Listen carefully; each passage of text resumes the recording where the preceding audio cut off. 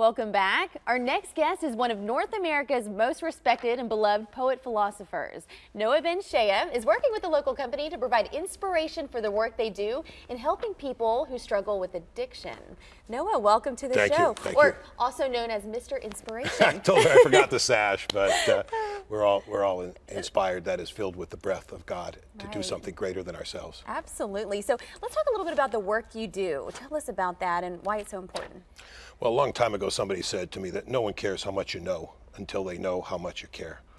And to be a source of strength to people is my MO, and foundations here in Nashville, and through them, Heroes in Recovery, we're committed to the same thing. I'm very cautious about people who confuse kindness with weakness. And from our perspective, caring is the way you measure the success in life. Caring is the highest wisdom. Right. And the truth is, addiction is a problem. But just how big of a problem is it in our society now? Well, let's put it in perspective a bit. If we take a disease which draws so much attention, and rightly, cancer, there's approximately 13 million people in this country who are fighting cancer, and God's blessing to them in that effort. But there's an excess of 20 million people that are suffering from addiction.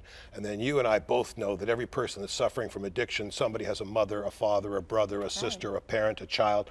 When you multiply that, it quadruples. So now we're talking in excess of 100 million people that are fighting this issue. And it's very, very tough because of the social stigma that's attached to it. And it just is, when people feel shame attached to something, they can't confront it. If we can't be, all self-transformation requires self-witnessing. Until we can be honest about what we're doing in life and where we're getting caught, then my line is, don't let the past kidnap your future. Don't let the past kidnap your future. So transparency is key. So how do you address it and overcome the social stigma associated with it?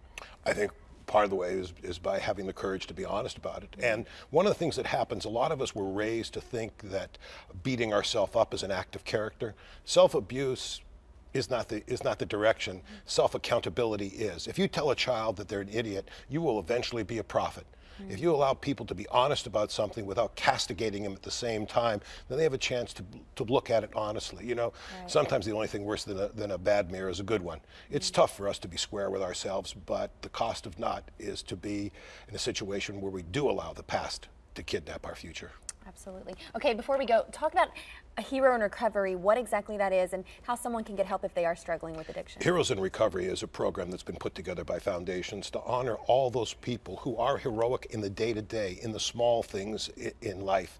My own take is that we're all in recovery. We're all recovering from who we were to who we might yet become. Heroes in Recovery is anybody who has the courage to face up to what's facing them. Well, the name fits, Mr. Inspiration. Oh, thank you. Thank you so much. Oh, it's my pleasure. Thank you very much, dear. Hey, for more information about Heroes in Recovery and the Foundation's Recovery Network, give them a call at 800-256-1174 or log on to foundationsrecoverynetwork.com.